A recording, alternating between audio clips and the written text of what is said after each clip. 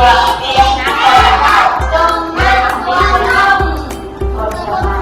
ต้องลงแล้วนะคะเก่งมากค่ะทีนี้เพื่อนจำได้แล้วค่ะเริ่มค่ะไปหยิบมาเลยค่ะดูสิคอยบอกเพื่อนนี่มาถึงหัวมินนี่แล้วทีเชอร์อันนี้มาให้พูดดังๆรอไกลเติมถูกไหมคะบอกเพื่อนเติมไปเลยอะไรคะถูกไหมคะถูกไหมคะ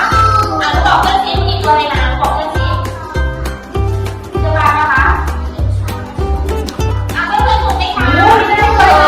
บอกเบอร์บอกซิที่ได้ตัวอะไรนะตัวอะไรครับตัวอะไรครับรอลิงอยู่ด้วยกันอันดา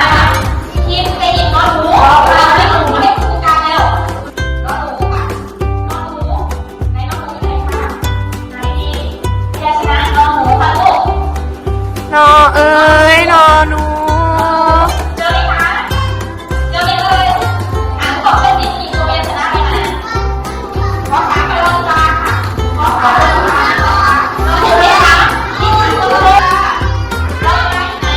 เก่งมากค่ะนี่เพื่อนที่เสียงดังฟังๆเพื่อนๆฟังค่ะตั้งใจฟังค่ะไม่มีตัวพยัญชนะอะไรมาลูกโอ้นะไปหยิบรอยค่ะขอชิม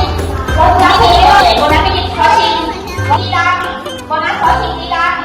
โบนัสจ๋าขอชิมดีดังบอกมินี่บอกเพื่อนสีเสียงดังเลยไม่หยิบตัวพยัญชนะอะไรมาคะเอาไม้ให้หน่อยจะหยิบอะไรคะพอไหม